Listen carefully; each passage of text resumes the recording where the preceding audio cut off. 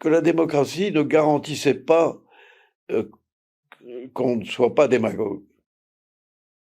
On pouvait avoir un système démocratique où les gens votaient pour des représentants, etc., et avoir de la démagogie.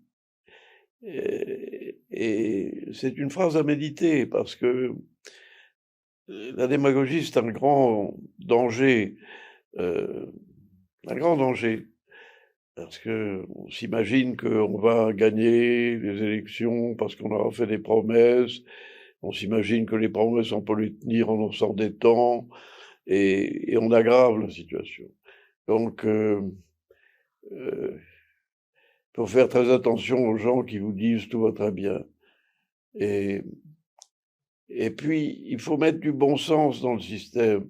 Ce que j'admirais avec le général de Gaulle, qui a laissé le budget français en excédent, parce qu'il disait c'est bon de rembourser la dette, donc il faut un excédent pour rembourser la dette. Alors il l'a fait parce qu'il avait une vue un peu militaire des choses. Il disait mais non, mais un budget c'est élémentaire, les recettes doivent être égales aux dépenses. Mais il a eu beaucoup de courage en faisant ça, parce que quand vous relisez l'histoire, son plan de 1958 n'a pas été facile à établir. Il a été un succès technique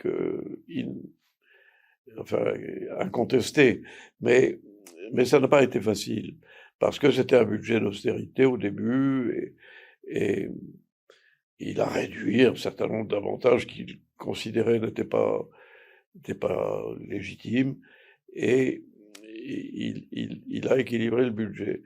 Seulement, c'était un homme d'État. Alors vous me direz, oui, mais c'était l'homme du 18 juin, oui.